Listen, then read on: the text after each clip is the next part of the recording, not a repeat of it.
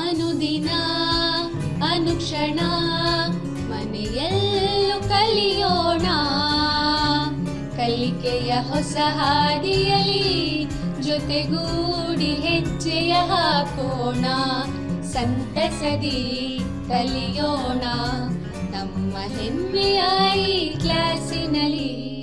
Yes sir. Yes teacher. Present ma'am. ಪ್ರೀತಿಯ ಮಕ್ಕಳೇ, ಸಂವೇದ ಈ ಕ್ಲಾಸ್ ಕಲಿಕಾ ಕಾರ್ಯಕ್ರಮಕ್ಕೆ ನಿಮಗೆಲ್ಲರಿಗೂ ಪ್ರೀತಿಯ ಸ್ವಾಗತ. ಇದು 7ನೇ ತರಗತಿಯ ದ್ವಿತೀಯ ಭಾಷೆ ಕನ್ನಡದ ತಿಳಿಗನ್ನಡ ಪಾಠಗಳ ಕಾರ್ಯಕ್ರಮ. ಮಕ್ಕಳೇ, ಇಲ್ಲಿವರೆಗೂ ಪಾಠಗಳನ್ನು ಕೇಳ್ತಾ ಬಂದಿದ್ದೀರಿ. ಇವತ್ತಿನ ಪಾಠದ ಆರಂಭದ ಮೊದಲು ಈ ಸೂಚನೆಗಳನ್ನು ಗಮನವಿಟ್ಟು ಕೇಳಿ.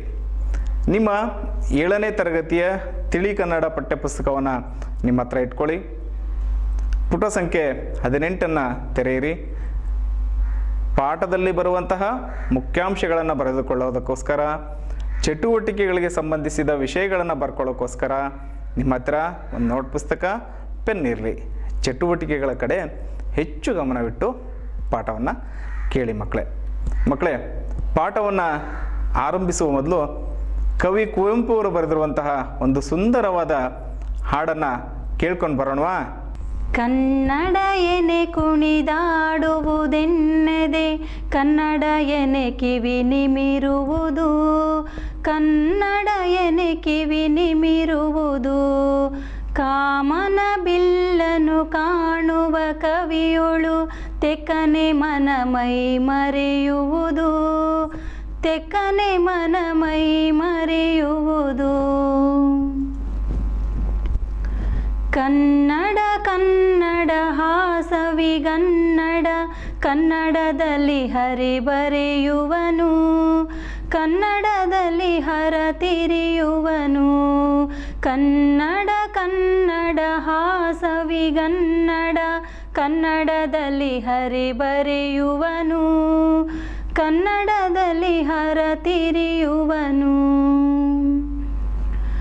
ಕನ್ನಡದಲ್ಲಿಯೇ ಭಿನ್ನಹಗೈದೊಡೆ ಹರಿವರಗಳ ಮಳೆ ಕರೆಯುವನು, ಹರಮುರಿಯದೆ ತಾಪೊರೆಯುವನು. ಕನ್ನಡದಲ್ಲಿಯೇ ಭಿನ್ನಹಗೈದೊಡೆ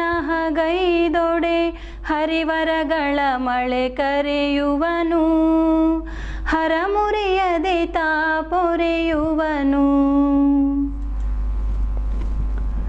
ಬಾಳುವುದೇತಕ್ಕೆ ನುಡಿಯಲೆ ಜೀವ, ಸಿರಿಗನ್ನಡದಲ್ಲಿ ಕವಿತೆಯ ಹಾಡೆ, ಸಿರಿಗನ್ನಡದೇಳಿಗೆಯನು ನೋಡೆ, ಕನ್ನಡ ತಾಯಿಯ ಸೇವೆಯ ಮಾಡೆ. ಬಾಳುವುದೇತಕ್ಕೆ ನುಡಿಯಲೆ ಜೀವ, ಸಿರಿಗನ್ನಡದಲ್ಲಿ ಕವಿತೆಯ ಹಾಡೆ, ಸಿರಿಗನ್ನಡದೇಳಿಗೆಯನು ನೋಡೆ, ಕನ್ನಡ ತಾಯಿಯ ಸೇವೆಯ ಮಾಡೆ, ಕನ್ನಡ ತಾಯಿಯ ಸೇವೆಯ ಮಾಡೆ, ಕನ್ನಡ ತಾಯಿಯ ಸೇವೆಯ ಮಾಡೆ. ಮಕ್ಕಳೇ, ಮಧುರವಾದ ಧ್ವನಿಯಲ್ಲಿ ಹಾಡನ್ನು ಕೇಳಿದ್ರಲ್ಲ, ನಿಮ್ಗೆ ಇಷ್ಟ ಆಯಿತು ಅಂತ ಭಾವಿಸ್ತೀನಿ. ನೀವು ಆ ಹಾಡನ್ನು ಹಾಡೋದನ್ನು ಕಲಿಬೇಕು. ಮಕ್ಕಳೇ, ಇವತ್ತಿನ ಪಾಠಕ್ಕೆ ಹೋಗುವುದರ ಜೊತೆಗೆ ಒಂದೆರಡು ಪ್ರಶ್ನೆಗಳನ್ನು ಕೇಳ್ತೀನಿ. ಹಿಂದಿನ ಪಾಠದಲ್ಲಿ ಬಂದಂತಹ ಅಂಶಗಳ ಕುರಿತಾದ ಪ್ರಶ್ನೆಗಳಿವು. ಆ ಪ್ರಶ್ನೆಗಳಿಗೆ ಉತ್ತರಗಳನ್ನು ನೋಡೋಣ. ನೀವು ಪ್ರಯತ್ನ ಮಾಡಿರಿ, ನಾನಿಲ್ಲಿ ಉತ್ತರಗಳನ್ನು ತೋರಿಸ್ತೀನಿ. ನಮ್ಮ ಪಕ್ಕದ ರಾಜ್ಯವಾದ ಮಹಾರಾಷ್ಟ್ರದಲ್ಲಿ ಜನರು ಮಾತನಾಡುವ ಭಾಷೆಗಳು ಯಾವ್ಯಾವು? ನಾವು ನೋಡಿದ್ದೀವಿ, ಹಿಂದಿನ ಪಾಠದಲ್ಲಿ ಕಲ್ತಿದ್ದೀವಿ. ನೆನ್ಪು ಮಾಡ್ಕೊಳ್ಳಿ ಮಕ್ಕಳೇ. ಭಾರತದ ನಕಾಶೆಯಲ್ಲಿ ರಾಜ್ಯ ಮಾತನಾಡುವ ಭಾಷೆಯನ್ನು ನಿಮಗೆ ಪರಿಚಯ ಮಾಡಿದ್ದೆ. ಯಾವುದಂತ ನೆನ್ಪು ಮಾಡ್ಕೊಳ್ಳಿ. ಹೌದು, ವೆರಿ ಗುಡ್. ನಿಮ್ಮ ಉತ್ತರ ಸರಿಯಾಗಿದೆ ಮಕ್ಕಳೇ. ಮರಾಠಿ ಮತ್ತು ಹಿಂದಿ. ನಮ್ಮ ಪಕ್ಕದ ರಾಜ್ಯ ಮಹಾರಾಷ್ಟ್ರ, ಅಲ್ಲಿ ಮಾತಾಡುವ ಭಾಷೆಗಳು ಮರಾಠಿ ಮತ್ತು ಹಿಂದಿ. ಮುಂದಿನ ಪ್ರಶ್ನೆಗೆ ಹೋಗೋಣ. ಹಾಗಾದರೆ ನಮ್ಮ ದೇಶದಲ್ಲಿರುವ ಧರ್ಮಗಳು ಯಾವ್ಯಾವುದು? ನಾನು ಈ ಪಾಠದ ಆರಂಭದಿಂದ ಹೇಳ್ತಾ ಇದ್ದೀನಿ, ನಮ್ಮ ದೇಶ ಸರ್ವಜನಾಂಗದ ಶಾಂತಿಯ ತೋಟ ಅಂತ. ಹಾಗಾದರೆ ಇಲ್ಲಿ ಸರ್ವಜನಾಂಗ ಮತ ಧರ್ಮ ಪಂಥಗಳು ಯಾವುದಾಗಿರ್ಬೋದು, ಅದರಲ್ಲಿ ಒಂದಿಷ್ಟು ಪ್ರಮುಖ ಧರ್ಮಗಳಿದೆ, ನಾವು ಗುರುತಿಸುವಂಥ ಧರ್ಮಗಳು. ಅದು ಯಾವ್ಯಾವುದು ಅಂತ ನೆನ್ಪು ಮಾಡ್ಕೊಳ್ರಿ. ಹಾಂ, ಸರಿ, ನೀವು ನೆನ್ಪು ಮಾಡ್ಕೊಂಡದ್ದು ಸರಿಯಾಗಿದೆ. ಯಾವ್ಯಾವುದು ಅಂತ ನೋಡೋಣ. ನಮ್ಮ ದೇಶದಲ್ಲಿರುವ ಪ್ರಮುಖ ಧರ್ಮಗಳು ಹಿಂದೂ, ಮುಸ್ಲಿಂ, ಕ್ರಿಶ್ಚಿಯನ್, ಬೌದ್ಧ, ಜೈನ, ಪಾರ್ಸಿ. ಮಕ್ಕಳೇ, ಹಿಂದಿನ ತರಗತಿಯಲ್ಲಿ ನಿಮಗೊಂದು ಚಟುವಟಿಕೆಯನ್ನು ಕೊಟ್ಟಿದ್ದೆ, ಅದನ್ನು ನೀವೇ ಮಾಡಬೇಕಾಗಿತ್ತು. ಅದೇನು ಅಂತ ನೆನ್ಪು ಮಾಡ್ಕೊಳ್ಳಿ. ಇದು ನಮ್ಮ ಭಾಷೆ.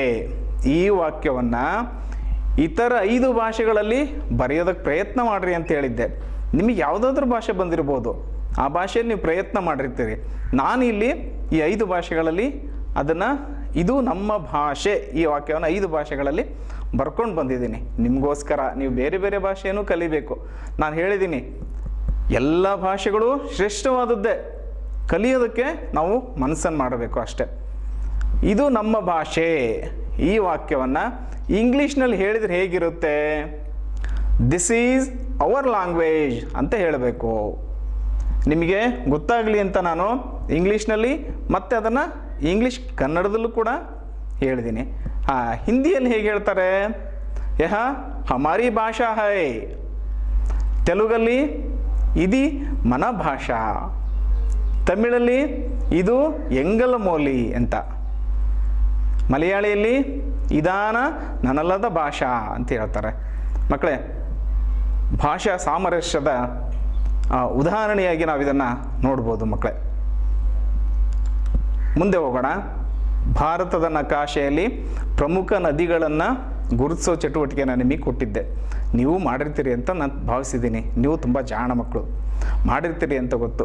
ಪ್ರಮುಖ ನದಿಗಳು ಯಾವ್ಯಾವುದು ಅಂತ ಮೊದಲು ನೆನಪು ಮಾಡ್ಕೊಂಬಿಡಿ. ಗಂಗಾ ನದಿ, ಯಮುನಾ ನದಿ, ಬ್ರಹ್ಮಪುತ್ರ, ಕೃಷ್ಣ, ಕಾವೇರಿ, ತುಂಗಭದ್ರಾ, ವೇದಾವತಿ, ಶರಾವತಿ, ನೇತ್ರಾವತಿ, ತಪತಿ, ಈ ಎಲ್ಲ ನದಿಗಳು. ಅದು ನಮ್ಮ ಭಾರತದಲ್ಲಿ ಎಲ್ಲೆಲ್ಲಿದೆ, ಭಾರತ ದೇಶದ ಯಾವ್ಯಾವ ಭಾಗದಲ್ಲಿದ್ದಾವೆ ನದಿಗಳು ಅಂತ ನೋಡೋಣ. ಗಂಗಾ ನದಿ ಅಂದ ತಕ್ಷಣ ನಿಮಗೆ ಗೊತ್ತಾಗುತ್ತೆ, ಹಿಮಾಲಯ ಪರ್ವತ. ಅದು ಹುಟ್ಟುವ ಸ್ಥಳದ ಮೇಲೆ ನಾವು ಸುಲಭವಾಗಿ ನದಿಗಳು ಯಾವ ಭಾಗದಲ್ಲಿ ಹರಿಯುತ್ತವೆ ಅನ್ನೋದನ್ನು ಕೂಡ ನಾವು ಊಹೆ ಮಾಡ್ಬೋದು. ನಿಮಗಾಗಲೇ ನಿಮ್ಮ ಊಹೆಗೆ ಬಂದಿರುತ್ತೆ ಗಂಗಾ ನದಿ ಎಲ್ಲಿರುತ್ತೆ ಅಂತ. ನೋಡೋಣ ಹಾಗಾದರೆ. ಗಂಗಾ ನದಿ ಹಿಮಾಲಯ ಪರ್ವತದಲ್ಲಿ ಹುಟ್ಟಿ ಹರಿಯುವಂತಹ ನದಿ ಗಂಗಾ ನದಿ. ಇನ್ನೊಂದು ಯಮುನಾ ನದಿ, ಅದು ಕೂಡ ಗಂಗಾ ನದಿ. ಗಂಗಾ ಯಮುನಾ ನದಿಗಳ ಬಯಲು ಪ್ರದೇಶ ಅಂತ ಹೇಳ್ತೀವಲ್ಲ, ಅದು ಮಕ್ಕಳೇ. ಬ್ರಹ್ಮಪುತ್ರ ನದಿ, ಕಾವೇರಿ ನದಿ, ಕನ್ನಡ ನಾಡಿನ ಪ್ರಮುಖವಾದ ನದಿ, ಜೀವನದಿ ಅಂತಲೂ ಕೂಡ ಕವಿಗಳು, ಸಾಹಿತಿಗಳು ಹಾಡಿನಲ್ಲಿ ಬರೀತಾರೆ. ಕೃಷ್ಣಾ ನದಿ, ತುಂಗಭದ್ರಾ ನದಿ, ತಪತಿ ನದಿ, ಗೋದಾವರಿ ನದಿ, ಮಹಾನದಿ, ನರ್ಮದಾ ನದಿ. ಮಕ್ಕಳೇ, ಇವು ನಾವು ಗುರುತಿಸಬಹುದಾದಂತಹ ನದಿಗಳು. ಉತ್ತರ ಭಾರತದ ನದಿಗಳು, ದಕ್ಷಿಣ ಭಾರತದ ನದಿಗಳು ಅಂತ ಕೂಡ ನಾವು ಅವುಗಳನ್ನು ವಿಭಾಗ ಮಾಡಿ ನೋಡ್ತೀವಿ. ಮಕ್ಕಳೇ, ನದಿಗಳು ಹರಿಯುವುದನ್ನು, ನದಿಗಳ ಪಾತ್ರವನ್ನು, ನದಿಗಳು ಸಮುದ್ರ ಸೇರುವ ಪ್ರದೇಶವನ್ನು ನಾವು ನಕಾಶೆಯಲ್ಲಿ ಆ ಚಿಹ್ನೆಯ ಮೂಲಕ, ನೀಲಿ ಬಣ್ಣದ ಚಿಹ್ನೆಯ ಮೂಲಕ ನಾವು ತೋರಿಸ್ತೀವಿ. ಮಕ್ಕಳೇ, ಇವತ್ತು ಕನ್ನಡ ಎನೆ ಕುಣಿದಾಡುವುದೆನ್ನದೆ ಪದ್ಯದಿಂದ ನಾವು ಪಾಠವನ್ನು ಆರಂಭಿಸಿದ್ದೀವಿ.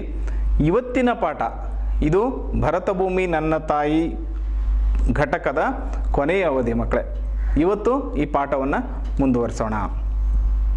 ಭರತ ಭೂಮಿ ನನ್ನ ತಾಯಿ ಪದ್ಯ ಪಾಠದಲ್ಲಿ ನಾವು ಭಾರತ ದೇಶದ ಹಿರಿಮೆಯ ಬಗ್ಗೆ ತಿಳ್ಕೊಂಡಿದ್ದೀವಿ, ಭಾರತ ದೇಶದ ಶ್ರೇಷ್ಠತೆಯ ಬಗ್ಗೆ ತಿಳ್ಕೊಂಡಿದ್ದೀವಿ. ಈ ಪದ್ಯ, ಇಡೀ ಪದ್ಯ ಕುವೆಂಪು ಅವರು ನಮಗೆ ಕಟ್ಟಿಕೊಟ್ಟಿರುವಂತಹ ಆಶಯಗಳು ಏನೇನು, ಅವರ ಭಾವನೆಯಲ್ಲಿ ನಮ್ಮ ದೇಶವನ್ನು ನಾವು ಹೇಗೆ ನೋಡಬಹುದು ಅನ್ನೋದನ್ನು, ಭಾವಾನುವಾದವನ್ನು ನೋಡ್ತಾ ಹೋಗೋಣ. ಭಾರತ ದೇಶ ನನಗೆ ತಾಯಿ ಸಮಾನ, ನನ್ನನ್ನು ಸಾಕಿ ಬೆಳೆಸುವ ತೊಟ್ಟಿಲು. ಈ ಮಣ್ಣಿನಲ್ಲಿ ಆಡಿ ಬೆಳೆಯುವ ನಾನು ಮಗುವಿನಂತೆ ಪೋಷಣೆ ಆಗುತ್ತೇನೆ ಎನ್ನುವುದು ಕವಿಯ ಆಶಯ. ಮಕ್ಕಳೇ, ನಾನು ಪದ್ಯದ ಪಾಠದ ಆರಂಭದಿಂದಲೂ ಹೇಳ್ತಾ ಇದ್ದೀನಿ, ನಾವು ಈ ದೇಶದ ಮಕ್ಕಳು. ಭಾರತಾಂಬೆ ಭರತ ಭೂಮಿ ನಮ್ಮ ತಾಯಿ. ಇಂತಹ ತಾಯಿಗೆ ನನ್ನ ಜೀವನವನ್ನೇ ಸಮರ್ಪಿಸಬೇಕು ಅನ್ನುವುದು ಕವಿಯ ಭಾವ. ನಾವು ಭಾರತೀಯರಾದ ನಾವು, ಈ ನೆಲದ ಮಕ್ಕಳಾದ ನಾವು, ನಮ್ಮ ದೇಶದ ಅಭಿವೃದ್ಧಿಗೆ, ಪ್ರಗತಿಗೆ ನಮ್ಮನ್ನು ನಾವು ಸಮರ್ಪಿಸಿಕೊಂಡು ದುಡಿಯಬೇಕು. ಕವಿ ಹೇಳ್ತಾರೆ, ನನಗೆ ಸ್ವತಂತ್ರ ಸಿಕ್ಕಿಬಿಟ್ರೆ ಭಾರತ ಮಾತೆಗೊಂದು ಗುಡಿಯನ್ನು ಕಟ್ತೀನಿ ಅಂತ. ಅಂತಹ ಆಶಯ ಕವಿತೆಯ ಸಾಲುಗಳಲ್ಲಿ ಮೂಡಿ ಬಂದಿತ್ತು ಮಕ್ಕಳೇ. ತುಹಿನಗಿರಿಯ ಸಿರಿಯ ಮುಡಿಯ ಅನ್ನುವ ಸಾಲನ್ನು ನಾವು ಪದ್ಯಪಾಠದಲ್ಲಿ ನೋಡಿದ್ವಿ. ಅದರ ಅರ್ಥ ಏನು ಅಂದರೆ, ಹಿಮದ ಪರ್ವತಗಳು ಸಂಪತ್ತಿನಿಂದ ಕೂಡಿವೆ, ಅಂತಹ ಹಿಮಾಲಯ ಪರ್ವತ ಶ್ರೇಣಿಗಳನ್ನು ಹೊಂದಿರುವ ದೇಶ ಶ್ರೀಮಂತವಾದದ್ದು. ಅದು ಹಿಮಾಲಯ ಪರ್ವತ ಭಾರತ ದೇಶಕ್ಕೆ ಮುಡಿ ಇದ್ದಂತಿದೆ, ಅದನ್ನು ಮುಡಿದುಕೊಂಡಿದೆ ನಮ್ಮ ಭಾರತ ದೇಶ. ಭಾರತ ದೇಶವನ್ನು 3 ಕಡೆಯಿಂದ ನೀರು ಸುತ್ತುವರೆದಿದೆ. ಅಲ್ಲಿ ಹಿಂದೂ ಮಹಾಸಾಗರ, ಬಂಗಾಳ ಕೊಲ್ಲಿ, ಅರಬ್ಬಿ ಸಮುದ್ರಗಳಿವೆ. ಅದನ್ನು ಕವಿ ಎಷ್ಟು ಸುಂದರವಾಗಿ ಹೇಳಿದ್ದಾರೆ ಅಂತಂದರೆ, ಆ 3 ಸಮುದ್ರಗಳು ಭಾರತ ಮಾತೆಯ ಚರಣವನ್ನು ತೊಳೆಯುತ್ತಿವೆ ಅಂತೆ, ಪಾದವನ್ನು ತೊಳೆಯುತ್ತಿವೆ. ಇದೊಂದು ಭಾವನೆಯೇ ಸಾಕು ನಮಗೆ. ಕವಿ ಕುವೆಂಪು ಅವರು ಭಾರತ ಮಾತೆಯನ್ನು ಆರಾಧಿಸುವ ಪರಿ ಗೊತ್ತಾಗುತ್ತೆ. ಆ ಮೂಲಕ ನಮ್ಮಲ್ಲಿ ಮೊಳೆಯಬೇಕಾದ ಭಾವನೆಗಳು ಹೇಗಿರಬೇಕು ಅನ್ನೋದು ಕೂಡ ಆ ಕವಿ ನಮಗೆ ತಿಳಿಸ್ತಿದ್ದಾರೆ ಮಕ್ಕಳು. ಮುಂದಿನ ಪ್ಯಾರಕ್ಕೆ ಹೋದರೆ, ನಮ್ಮ ದೇಶದಲ್ಲಿ ಹಚ್ಚ ಹಸುರಾದ ಅರಣ್ಯ ಸಂಪತ್ತಿದೆ, ಗಿಡ ಮರ ಬಳ್ಳಿಗಳಿವೆ, ತೆಂಗು, ಕಂಗು, ಶ್ರೀಗಂಧ, ಹೊನ್ನೆ, ಬೀಟೆ, ಮತ್ತಿ, ಹಲವಾರು ಮರಗಳು, ಮಾವು, ಬೇವು, ಸಾಕಷ್ಟು ಗಿಡ ಮರಗಳ ಅರಣ್ಯ ಸಂಪತ್ತನ್ನು ಹೊಂದಿರುವಂತಹ ಶ್ರೀಮಂತ ದೇಶ ನಮ್ಮದು.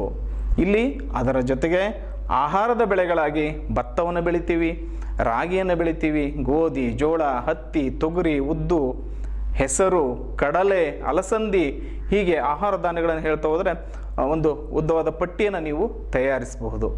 ಪಶ್ಚಿಮ ಮತ್ತು ಪೂರ್ವ ಘಟ್ಟದಲ್ಲಿ ಹಚ್ಚ ಹಸಿರು ತುಂಬಿಕೊಂಡಿದೆ, ದಟ್ಟವಾದ ಅರಣ್ಯ ಪ್ರದೇಶ ಇದೆ. ಉತ್ತರ ಭಾರತದಲ್ಲಿ ಹಲವಾರು ನದಿಗಳಿವೆ. ನಿಮಗೆ ನಾನು ನಕಾಶೆಯಲ್ಲೂ ಕೂಡ ತೋರಿಸಿದೆ, ನದಿಗಳು ಯಾವ ನದಿ ಎಲ್ಲಿ ಬರುತ್ತೆ ಅಂತ. ಅದರಲ್ಲಿ ಉತ್ತರ ಭಾರತದ ನದಿಗಳು ಅಂತ ಬೇರೆ, ದಕ್ಷಿಣ ಭಾರತದ ನದಿಗಳು ಅಂತ ಕೂಡ ನಾವು ವಿಭಾಗವನ್ನು ಮಾಡ್ಬೋದು ಅಂತ ನಿಮ್ಗೆ ಹೇಳಿದೆ. ಅದರ ನದಿಗಳನ್ನು ನೀವು ಇವಾಗ ನಿಮಗೆ ಸುಲಭವಾಗಿ ನೆನಪಾಗುತ್ತೆ. ಹಿಂದಿನ ಅವಧಿಗಳಲ್ಲಿ ಈ ಪಾಠವನ್ನು ಪ್ರಾರಂಭಿಸುವ ಮೊದಲು ಕೂಡ ನಿಮಗೆ ನದಿಗಳ ಹೆಸರುಗಳನ್ನು ಹೇಳಿದ್ದೀನಿ. ಸಿಂಧೂ ನದಿ, ಗಂಗಾ ನದಿ. ನಿಮಗೆ ಉತ್ತರ ನಿಮಗೆ ಬರ್ತಾ ಇದೆ, ನೀವೇ ಅದನ್ನು ಸಹಜವಾಗಿ ಹೇಳ್ತಾ ಇದ್ದೀರಾ. ನದಿಗಳು ಯಾವುದು ಅಂತ ಕೇಳಿಬಿಟ್ರೆ ಗಂಗಾ ನದಿ, ಸಿಂಧೂ ನದಿ, ಯಮುನಾ ನದಿ, ಬ್ರಹ್ಮಪುತ್ರ ನದಿ, ಹೀಗೆ ನದಿಗಳ ಹೆಸರನ್ನು ಹೇಳ್ತೀರಿ. ಕವಿ ಕುವೆಂಪು ಗಂಗಾ ನದಿಯನ್ನು ದೇವಗಂಗೆ ಅಂತಾರೆ, ದೇವರ ಸಮಾನ ಅಂತ ಹೇಳ್ತಾರೆ. ಈ ನದಿಗಳು ಜನಜೀವನದ ಭಾಗ. ನದಿಗಳ ದಡವನ್ನು, ನದಿಗಳ ಬಯಲು ಪ್ರದೇಶವನ್ನು ನಾಗರಿಕತೆಯ ತೊಟ್ಟಿಲು ಅಂತ ಹೇಳ್ತಾರೆ. ಅದು ಕೂಡ ನಾವಿಲ್ಲಿ ನೆನಪು ಮಾಡ್ಕೊಳ್ಬೇಕು. ಕಾವೇರಿ, ಕೃಷ್ಣ, ತುಂಗಭದ್ರಾ, ತಪತಿ, ಗೋದಾವರಿ, ಶರಾವತಿ, ಎಲ್ಲ ನದಿಗಳು ಹುಟ್ಟಿ ಹರಿಯುವ ತಾಣ ನಮ್ಮ ದೇಶ. ಇಲ್ಲಿ ಪವಿತ್ರವಾದ ನದಿಗಳಿವೆ. ಇದು ನಮ್ಮ ದೇಶ ಪುಣ್ಯ ನಾಡು. ಸಲಿಲ ತೀರ್ಥ ಪುಣ್ಯರಂಗೆ ಅಂತ ಸಾಲು ಬಂದಿತ್ತಲ್ಲ, ಅದರ ಅರ್ಥ ಮಕ್ಕಳೇ. ಇಲ್ಲಿ ಹರಿಯುವಂತಹ ನದಿಗಳ ನೀರು ಪವಿತ್ರವಾದದ್ದು, ಅದು ತೀರ್ಥಕ್ಕೆ ಸಮಾನವಾದದ್ದು. ದೇವಾಲಯಗಳಲ್ಲಿ ತೀರ್ಥವನ್ನು ಕೊಡ್ತಾರಲ್ಲ, ಅದಕ್ಕೆ ಸಮಾನವಾದದ್ದು. ಇಂತಹ ದೇಶದಲ್ಲಿ ಹುಟ್ಟಿರುವ ನಾವು ಪುಣ್ಯವಂತರು, ಪುಣ್ಯರಂಗೆ, ಪುಣ್ಯ ಸ್ಥಳ ಇದು ನಮ್ಮ ಭಾರತ ದೇಶ ಎಂಬ ಧನ್ಯತೆಯ ಭಾವವನ್ನು ಕವಿಗಳು ನಮಗೆ ಪದ್ಯದಲ್ಲಿ ಕಟ್ಟಿಕೊಟ್ಟಿದ್ದಾರೆ. ಉತ್ತರ ಭಾರತ, ದಕ್ಷಿಣ ಭಾರತದ ಎಲ್ಲ ನದಿಗಳಿಂದ ಕೃಷಿ ಚಟುವಟಿಕೆಗಳು ನಡೀತವೆ. ಕೈಗಾರಿಕೆಗಳು ಜನರಿಗೆ, ಪ್ರಾಣಿಗಳಿಗೆ, ಪಕ್ಷಿಗಳಿಗೆ, ಹಲವಾರು ಜೀವಜಂತುಗಳಿಗೆ ಉಪಯೋಗವಾಗಿದೆ ನದಿಗಳು. ಇದು ನದಿಗಳು ಹರಿಯುವಂತಹ ದೇಶ ನಮ್ಮೆಲ್ಲರ ಜೀವವಾಗಿರಬೇಕು ಅನ್ನುವ ಭಾವನೆಯನ್ನು ಕವಿಗಳು ಈ ಪದ್ಯದಲ್ಲಿ ತುಂಬಿ ಕೊಟ್ಟಿದ್ದಾರೆ. ಹಾಗೆ ನಮ್ಮ ದೇಶ ಹಲವು ಮತಧರ್ಮಗಳ ನೆಲವೀಡು. ಇದೊಂದು ಧರ್ಮಭೂಮಿ. ಇಲ್ಲಿ ಹಿಂದೂ ಧರ್ಮ, ಮುಸ್ಲಿಂ, ಕ್ರೈಸ್ತ, ಜೈನ, ಬೌದ್ಧ, ಪಾರ್ಸಿಗಳು ಎಲ್ಲರೂ ಇರುವಂತಹ ತಾಣ. ಬೇರೆ ಬೇರೆ ರೀತಿಯ ವಿಚಾರಗಳಿದ್ದಾವೆ. ಒಂದು ಧರ್ಮದಿಂದ ಇನ್ನೊಂದು ಧರ್ಮಕ್ಕೆ ಆಚರಣೆಗಳು, ವಿಚಾರಗಳಲ್ಲಿ, ಸಂಪ್ರದಾಯಗಳಲ್ಲಿ ಭಿನ್ನತೆಗಳಿರ್ಬೋದು. ಇವುಗಳೆಲ್ಲವನ್ನು ಬಿಟ್ಟು ನಾವು ಒಟ್ಟಿಗೆ ಬಾಳಬೇಕು. ಅದು ನಮ್ಮ ಜವಾಬ್ದಾರಿ. ಹಲವು ಮತಧರ್ಮಗಳನ್ನು ತೊರೆಯಬೇಕು ಅಂತ ಹೇಳ್ತಾರೆ ಕವಿ. ಕುವೆಂಪು ಅವರು ವಿಶ್ವಮಾನವ ಸಂದೇಶವನ್ನು ಸಾರಿದಂಥವರು. ನಮ್ಮ ದೇಶ ರಚನೆಯಾಗಿ ಇಲ್ಲಿ ರಾಜ್ಯಗಳನ್ನು ವಿಂಗಡಣೆ ಮಾಡುವಾಗ ಕೂಡ ಭಾಷಾವಾರು ಪ್ರಾಂತ್ಯಗಳಾಗಿಯೇ ವಿಭಜನೆಯಾಗಿದ್ದು, ಅದನ್ನು ನಾವು ನೆನಪಲ್ಲಿ ಇಟ್ಕೊಳ್ಬೇಕು. ಆದರೆ ಭಾಷಾ ಸಾಮರಸ್ಯ ಇರಬೇಕು. ಭಾಷೆಗಳ ಶ್ರೇಷ್ಠತೆಯನ್ನು ನಾವು ಗೌರವದೊಂದಿಗೆ ಕಾಣ್ತಾ ಅವೆಲ್ಲ ಭಿನ್ನತೆಗಳನ್ನು ಮರೆತು ಒಂದಾಗಿರಬೇಕು, ಭಾರತೀಯರಾಗಿರಬೇಕು ಅನ್ನುತ್ತಾರೆ ಕವಿ ಕುವೆಂಪು. ನಮ್ಮ ದೇಶದ ಈ ಸಂಪತ್ತಿಗೆ, ಸಿರಿಗೆ, ಸಂಸ್ಕೃತಿಯ ಶ್ರೇಷ್ಠತನಕ್ಕೆ ಕೆಲವೊಂದಿಷ್ಟು ಸಮಸ್ಯೆಗಳು ಬಂದೇ ಬರ್ತವೆ. ಜಲ ವಿವಾದಗಳು ಬರ್ತವೆ, ಗಡಿ ತಂಟೆಗಳು ಬರ್ತವೆ, ಭೂಪ್ರದೇಶಗಳಿಗೆ ಸಂಬಂಧಪಟ್ಟಂತಹ ವ್ಯಾಜ್ಯಗಳಿದ್ದಾವೆ, ಭಾಷೆಗೆ ಸಂಬಂಧಪಟ್ಟಂಥ ಹಿರಿಮೆ, ಕಿರಿಮೆ, ಗರಿಮೆಗಳ ವ್ಯತ್ಯಾಸಗಳಿದ್ದಾವೆ. ಅವುಗಳೆಲ್ಲವನ್ನು ನಾವು ದೂರ ಮಾಡಬೇಕು. ದೇಶದ ಏಳಿಗೆಗೆ ಶ್ರಮಿಸುವ ಮನೋಭಾವ ನಮ್ಮದಾಗಬೇಕು.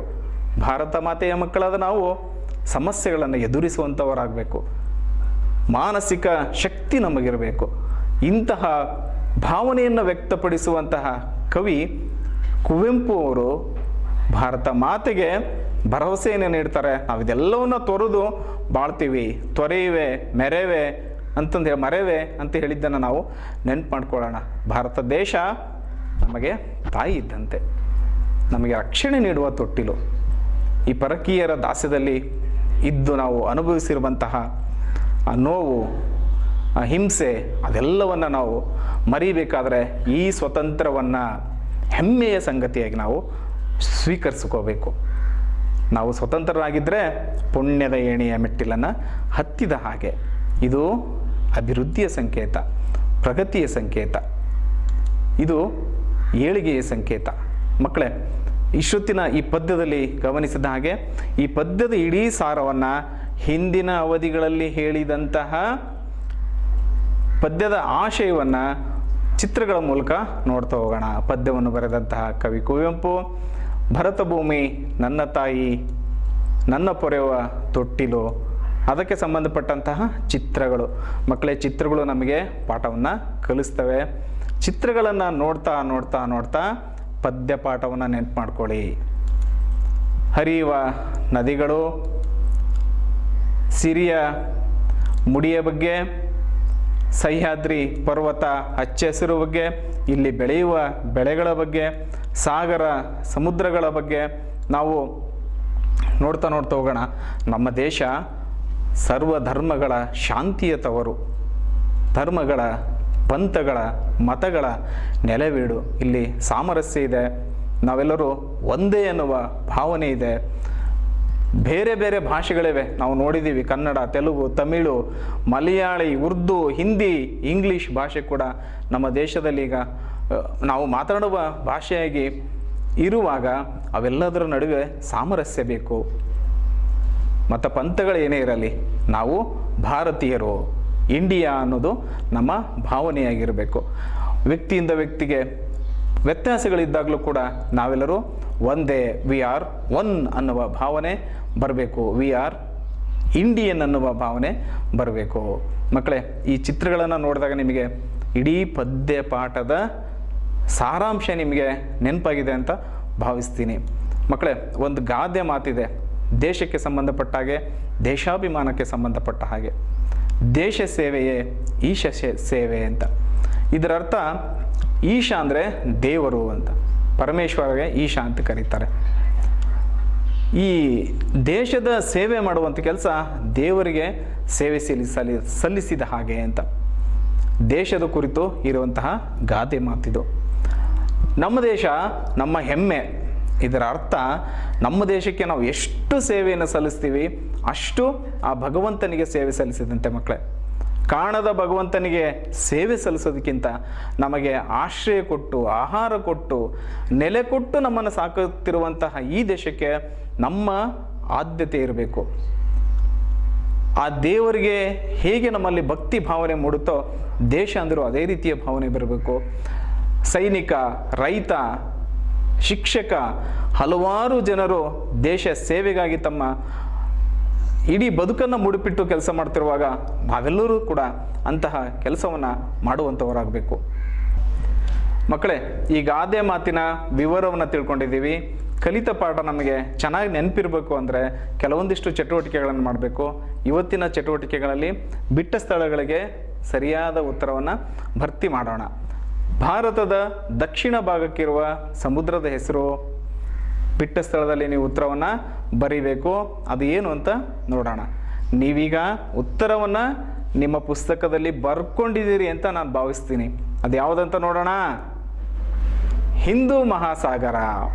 ಹಾಗೆ ಉತ್ತರ ಭಾರತದ ನದಿಗಳು ಯಾವುದಾದ್ರೂ 2 ನದಿಗಳ ಹೆಸರನ್ನು ನೀವು ಬರೆದರೂ ಸಾಕು. ಉತ್ತರ ನೋಡೋಣ. ಗಂಗಾ ನದಿ, ಯಮುನಾ ನದಿ. ನಮ್ಮ ದೇಶದ ಸಿರಿಮುಡಿ. ನಿಮಗೆ ನೆನಪು, ಸಿರಿಮುಡಿ ಅಂದ ತಕ್ಷಣ ಒಂದು ಪದ ನೆನಪಾಗುತ್ತೆ. ಪದ್ಯದ ಸಾಲು ಬಂದಿತ್ತಲ್ಲ, ತುಹಿನಗಿರಿಯ ಸಿರಿಯ ಮುಡಿಯ. ತುಹಿನಗಿರಿ ಅಂದರೆ ಏನು ಅಂತ ಪದದ ಅರ್ಥವನ್ನು ನೋಡಿದ್ವಿ ನಾವು. ಸರಿ, ಹಿಮಾಲಯ ಪರ್ವತ. ಮಕ್ಕಳೇ, ಇನ್ನೊಂದು ಚಟುವಟಿಕೆಯನ್ನು ನಾವೀಗ ಮಾಡೋಣ. ಕಟ್ಟಲು ಜೀವನವನೇ ಬಿಡುತ್ತೆ ದೇವಿಗೆರವೆ. ಅದನ್ನು ಪದಗಳು ಅದರಲ್ಲೂ ಬದಲಾಗಿದೆ. ಅದನ್ನು ಸರಿಯಾಗಿ ಜೋಡಿಸಿದರೆ ಜೀವನವನೇ ದೇವಿಗೆರವೆ ಬಿಡುತ್ತೆ ಗುಡಿಯ ಕಟ್ಟಲು ಅಂತ ಬರುತ್ತೆ. ಇನ್ನೊಂದು ಪದ ಸಿರಿಯ ತುಹಿನ ಮುಡಿಯ ಗಿರಿಯ. ಇಲ್ಲಿ ಈ ಪದಗಳು ಹಿಂದೆ ಮುಂದೆ ಇದೆ. ಅದನ್ನು ನಾವು ಅರ್ಥಪೂರ್ಣ ವಾಕ್ಯವನ್ನಾಗಿ ಮಾಡಬೇಕು ಅಂತಂದರೆ ಆ ಪದಗಳನ್ನು ಸರಿಯಾಗಿ ಜೋಡಿಸ್ಬೇಕು. ತುಹಿನಗಿರಿಯ ಸಿರಿಯ ಮುಡಿಯ. ಮಕ್ಕಳೇ, ಇಷ್ಟು ತನಕ ಪಾಠವನ್ನು ಕೇಳಿದಿರಿ. ಹಾಗಾದರೆ ಮನೆಯಲ್ಲಿ ನೀವು ಕೆಲವೊಂದಿಷ್ಟು ಚಟುವಟಿಕೆಗಳಲ್ಲಿ ತೊಡಗಿಕೊಳ್ಳಬೇಕು. ಅದು ಕಲಿತ ಪಾಠದ ಪುನರ್ಮನನ ಆಗುತ್ತೆ. ಹಾಗಾದರೆ ಹೋಮ್ವರ್ಕನ್ನು ಬರ್ಕೊಳ್ಳಿ. ಗೃಹ ಪಾಠ ಇವತ್ತಿನದು ಭರತ ಭೂಮಿ ನನ್ನ ತಾಯಿ ಪದ್ಯದ ಭಾವಾನುವಾದವನ್ನು ಬರೀಬೇಕು. ನಾನು ಇವತ್ತಿನ ಅವಧಿಯಲ್ಲಿ ಪ್ರಮುಖ ಅಂಶವಾಗಿ ಭಾವಾನುವಾದವನ್ನು ಓದಿದ್ದೀನಿ. ಇಡೀ ಪದ್ಯದ ಸಾರಾಂಶವನ್ನು ಭಾವಾನುವಾದದಲ್ಲಿ ನೀವು ಸಹಿತ ಬರ್ಕೋಬೇಕು. ಆ ಪದ್ಯದ ಭಾವಾನುವಾದವನ್ನು ಇವತ್ತು ಮನೆಯಲ್ಲಿ ಬರೀಬೇಕು. ಹಾಗೆ ಕವಿ ಕುವೆಂಪು ಸುಂದರವಾದ ಪದ್ಯವನ್ನು ನಮಗೆ ಬರೆದು ಕೊಟ್ಟಿದ್ದಾರಲ್ಲ, ಭರತ ಭೂಮಿ ನನ್ನ ತಾಯಿ. ಈ ಪದ್ಯವನ್ನು ಕಂಠಪಾಠ ಮಾಡಿ ಹಾಡುವುದನ್ನು ಕಲಿಬೇಕು ಮಕ್ಕಳೇ. ಮೊದಲಿನ ಅವಧಿಯಲ್ಲಿ ಹೇಳಿದ್ದೆ ನಿಮಗೆ, ಅಂತರ್ಜಾಲ ತಾಣಗಳಲ್ಲಿ ಹುಡುಕುವ ಮೂಲಕ ಅದರ ಧಾಟಿ ಬೇರೆ ಬೇರೆ ರಾಗಗಳನ್ನು ನೀವು ಕಲಿಬೇಕು ಅಂತ. ಕನ್ನಡ ಎನೆ ಕುಣಿದಾಡುವುದೆನ್ನದೆ, ಕನ್ನಡ ಎನೆ ಕಿವಿ ನಿಮಿರುವುದು, ಕನ್ನಡ ಎನೆ ಕಿವಿ ನಿಮಿರುವುದು. ಕಾಮನ ಬಿಲ್ಲನು ಕಾಣುವ ಕವಿಯೊಳು ತೆಕ್ಕನೆ ಮನ ಮೈ ಮರೆಯುವುದು, ತೆಕ್ಕನೆ ಮನ ಮೈ ಮರೆಯುವುದು. ಕನ್ನಡ ಕನ್ನಡ ಹಾಸವಿಗನ್ನಡ, ಕನ್ನಡದಲ್ಲಿ ಹರಿ ಬರೆಯುವನು, ಕನ್ನಡದಲ್ಲಿ ಹರ ತಿರಿಯುವನು. ಕನ್ನಡ ಕನ್ನಡ ಹಾಸವಿಗನ್ನಡ, ಕನ್ನಡದಲ್ಲಿ ಹರಿ ಬರೆಯುವನು, ಕನ್ನಡದಲ್ಲಿ ಹರ ತಿರಿಯುವನು. ಕನ್ನಡದಲ್ಲಿಯೇ ಭಿನ್ನಹಗೈದೊಡೆ ಹರಿವರಗಳ ಮಳೆ ಕರೆಯುವನು, ಹರಮುರಿಯದೆ ತಾಪೊರೆಯುವನು. ಕನ್ನಡದಲ್ಲಿಯೇ ಭಿನ್ನಹಗೈದೊಡೆ ಹರಿವರಗಳ ಮಳೆ ಕರೆಯುವನು, ಹರಮುರಿಯದೆ ತಾಪೊರೆಯುವನು. ಬಾಳುವುದೇತಕ್ಕೆ ನುಡಿಯಲೆ ಜೀವ, ಸಿರಿಗನ್ನಡದಲ್ಲಿ ಕವಿತೆಯ ಹಾಡೆ, ಸಿರಿಗನ್ನಡದೇಳಿಗೆಯನ್ನು ನೋಡೆ, ಕನ್ನಡ ತಾಯಿಯ ಸೇವೆಯ ಮಾಡೆ. ಬಾಳುವುದೇತಕ್ಕೆ ನುಡಿಯಲೆ ಜೀವ, ಸಿರಿಗನ್ನಡದಲ್ಲಿ ಕವಿತೆಯ ಹಾಡೆ, ಸಿರಿಗನ್ನಡದೇಳಿಗೆಯನ್ನು ನೋಡೆ, ಕನ್ನಡ ತಾಯಿಯ ಸೇವೆಯ ಮಾಡೆ, ಕನ್ನಡ ತಾಯಿಯ ಸೇವೆಯ ಮಾಡೆ, ಕನ್ನಡ ತಾಯಿಯ ಸೇವೆಯ ಮಾಡೆ. ಆ ಹಾಡನ್ನು ಕಲಿತೀರಲ್ಲ, ಕಲೀರಿ ಮಕ್ಕಳೇ. ಹಾಗೆ ಇದು ನಿಮ್ಮ ಸ್ವಂತ ಆಸಕ್ತಿಯಿಂದ ಮಾಡುವಂತಹ ಕೆಲಸ. ದೇಶಭಕ್ತಿಗೆ ಸಂಬಂಧಿಸಿದ ಕತೆಗಳನ್ನು ಸಂಗ್ರಹಿಸಿ ಓದಿರಿ. ಸಾಕಷ್ಟು ಕತೆಗಳು ಸಿಗ್ತವೆ. ಪುಸ್ತಕಗಳನ್ನು ಓದೋದ್ರಿಂದ ದೇಶ ಸುತ್ತು ಕೋಶ ಓದು ಅನ್ನೋ ಮಾತಿದೆಯಲ್ಲ, ಪುಸ್ತಕವನ್ನು ಓದೋದ್ರಿಂದ ಸಾಕಷ್ಟು ಮಾಹಿತಿ ನಾವು ಸಂಗ್ರಹಿಸ್ಬೋದು. ಅಂತಹ ಹಲವಾರು ಪುಸ್ತಕಗಳನ್ನು ಓದಿ ಅದರಲ್ಲಿ ಈ ಪದ್ಯಪಾಠಕ್ಕೆ ನಮಗೆ ವಿಷಯಕ್ಕೆ ಸಹಾಯವಾಗುವಂತಹ ದೇಶಭಕ್ತಿಗೆ ಸಂಬಂಧಿಸಿದ ಕಥೆಗಳನ್ನು ಸಂಗ್ರಹಿಸಿ ಓದಿ. ಮಕ್ಕಳೇ, ಇಷ್ಟೊತ್ತು ಪಾಠ ಹೇಳಿದ್ದು ನಾನು ಸೋಮು ಕುದುರಿಹಾಳ್, ಸಹ ಶಿಕ್ಷಕರು, ಸರ್ಕಾರಿ ಕಿರಿಯ ಪ್ರಾಥಮಿಕ ಶಾಲೆ ಲಕ್ಷ್ಮೀ ಕ್ಯಾಂಪ್ ಕುಂಟೋಜಿ, ತಾಲೂಕು ಗಂಗಾವತಿ, ಜಿಲ್ಲೆ ಕೊಪ್ಪಳ. ಮುಂದಿನ ಅವಧಿಯಲ್ಲಿ ಮತ್ತೊಂದು ಹೊಸ ಪಾಠದೊಂದಿಗೆ ಭೇಟಿಯಾಗೋಣ. ನಮಸ್ಕಾರ. ಅನುದಿನ ಅನುಕ್ಷಣ ಮನೆಯಲ್ಲೂ ಕಲಿಯೋಣ, ಕಲಿಕೆಯ ಹೊಸ ಹಾದಿಯಲಿ ಜೊತೆಗೂಡಿ ಹೆಜ್ಜೆಯ ಹಾಕೋಣ, ಸಂತಸದಿ ಕಲಿಯೋಣ ನಮ್ಮ ಹೆಮ್ಮೆಯ ಈ ಕ್ಲಾಸಿನಲ್ಲಿ. Yes, sir. Yes, teacher. Present, ma'am.